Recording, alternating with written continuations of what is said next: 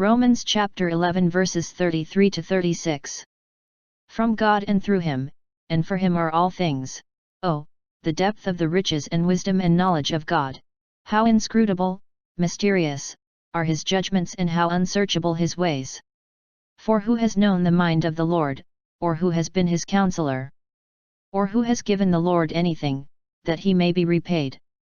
For from him, and through him, and for him are all things. To him be glory forever.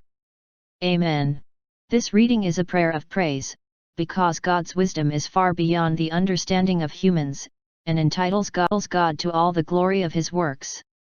As humans we discover things, but it is important to remember, that we do just that, we discover what God has already created.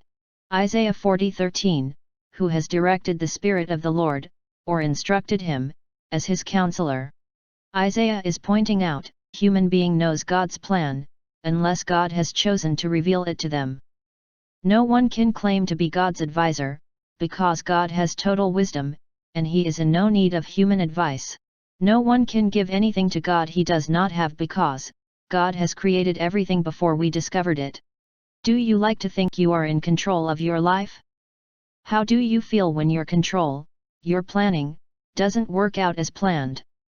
Do you become angry, frustrated, and seek others to blame because your plan didn't work? Consider for a moment the story of an executive who bought a new pair of shoes.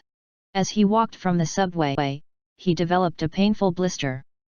If he stopped to buy a Band-Aid, he would be late for work and a meeting. The pain increased, he stopped, bought the Band-Aid, and because he did, he went home early that day. God had a plan, the pain that forced a change in the man's well-laid plans. Like it or not, the man was just where God wanted him to be. You see, God wanted the man in the drugstore, with his shoe off, placing a Band-Aid on his foot, when his office in the Twin Towers fell on September 11, 2001. God's wisdom, his understanding, his love sent the man home and family. Even Jesus had a plan in the garden, and even Jesus said, "Not my will but yours be done." When your plans don't work out, don't become angry, don't become frustrated, become accepting of God's will, taking an active part in your life. Which would you rather have, a coffin of plan completion or a Band-Aid on your failed plan? Paul's prayer praises God for his wisdom and his plan. God presides over the universe in control. All of us are dependent upon God. He is the source of all things, including the life we are presently living. Clearly, all things come from God, so it naturally follows that he deserves honor, praise, and thanksgiving.